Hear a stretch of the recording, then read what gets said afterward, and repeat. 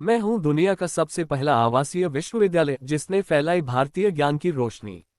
देश में तमाम ऐसे विश्वविद्यालय हैं जिनका अपना गौरवशाली इतिहास रहा है। इन्हीं में से एक है बिहार का नालंदा विश्वविद्यालय। इसकी स्थापना गुप्त काल के दौरान हुई थी। ऐसा कहा जाता है कि ये दुनिया का दूसरा सबसे प्राचीन विश्वविद्यालय है। तो आइए जानते हैं इस विश्वविद्यालय की कहानी, इसी की जुबानी। मैं नालंदा विश्वविद्यालय हूँ, एक ऐसा संस्थान जिसे तक्षशिला के बाद दुनिया का दूसरा सबसे प्राचीन विश्वविद्यालय कहा जाता है। संपूर्ण विश्व में भारतीय उपमहाद्वीप को पहचान दिलाने वाले संस्थानों में मेरा नाम उल्लेखनीय रहा है। मेरी स्थापना गुप्त काल के दौरान 5वीं सदी में हुई थी। उस समय कुमारगुप्त प्रथम ने मेरी नींव रखी थी। तब मैं दुनिया का पहला आवासीय विश्वविद्यालय था। प्राचीन भारत का उच्च शिक्षा का सबसे महत्वपूर्ण केंद्र हुआ करता था। ढेरों कमरे, 9 मंजिला पुस्तकालय। मेरे परिसर में कई कमरे थे और 7 बड़े बड़े कक्ष थे। इसके अलावा अध्ययन के लिए 9 मंजिला विशाल पुस्तकालय भी था, जिससे धर्मगुंज नाम दिया गया था, जिसका मतलब सत्य का पर्वत था। मेरे पुस्तकालय में ढेरों किताबें थीं। इस पुस्तकालय के 3 भाग थे, जो रत्नरंजक, रत्नोदधि और रत्नसागर नाम से जाने जाते थे। मेरे परिसर में पढ़ने के लिए विद्यार्थियों का चयन मेरिट के आधार पर होता था और छात्रों को निःशुल्क शिक्षा दी जाती थी। इतना ही नहीं, उनका रहना और खाना भी पूरी तरह निःशुल्क होता था। 10,000 से ज्यादा विद्यार्थी। मेरे परिसर में देश ही नहीं, विदेशों से भी विद्यार्थी पढ़ने आते थे। उस समय 10,000 से ज्यादा विद्यार्थी शिक्षा ग्रहण करते थे, जिनके मार्गदर्शन के लिए 2,700 से ज्यादा अध्यापक नियुक्त थे। मैं 5वीं शताब्दी ईसा पूर्व से 12वीं शताब्दी यानी करीब 800 साल तक ज्ञान का शीर्ष केंद्र रहा।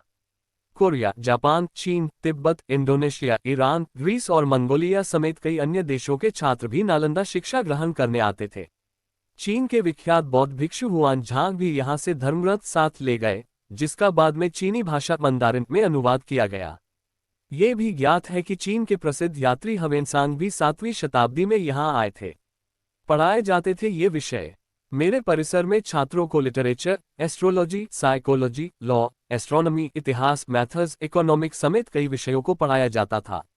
मेरे छात्रों की फहरिस्त में कई ऐसे नाम शामिल हैं जिन्हें आज संपूर्ण विश्व में ख्यातिलब्ध विद्वानों के रूप में जाना जाता है। हर्षवर्धन, धर्मपाल, वसुबंधु, धर्मकीर्ति, आर्यवेद, नागार्जुन आदि कई ऐसे नाम हैं जिन्होंने नालंदा विश्वविद्यालय में शिक्षा ग्रहण की और यहाँ से अर्जित ज्ञान को विश्व में फैलाया। 2006 में आया पुनर्जीवित करने का प्रस्ताव। मेरी ख्याति जब उरूज पर थी, तभी एक विदेशी आक्रांता की नजर मुझ पर पड़ी। मेरी प्रसिद्धि से जलने वाला बख्तियार खिलजी नालंदा आया और जनश्रुति है कि उसने मुझे जला डाला। मगर मेरे ज्ञान की चमक को जानने वालों ने याद रखा।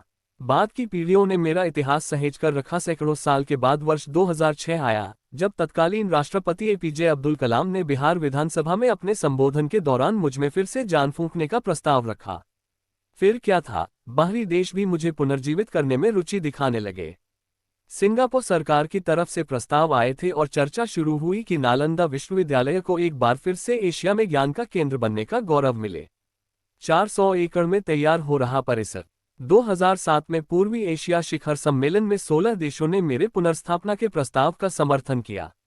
2009 में पूर्वी एशिया शिखर सम्मेलन में फिर से चर्चा हुई और 1 सितंबर 2014 को मेरा पहला शैक्षणिक सत्र शुरू किया गया। हालांकि अभी यह राजगीर में अस्थायी सुविधाओं के साथ चल रहा है। इस बीच इसके पुराने स्वरूप को याद करते हुए विश्वविद्यालय को आधुनिक रूप में ढालने की कवायद भी होने लगी। मेरा नया परिसर 160 हेक्टेयर यानी लगभग 400 एकड़ में तैयार हो रहा है। गौरवशाली अतीत को समेटे हुए इसे आधुनिकता का बौद्धिक जामा पहनाया जा रहा है।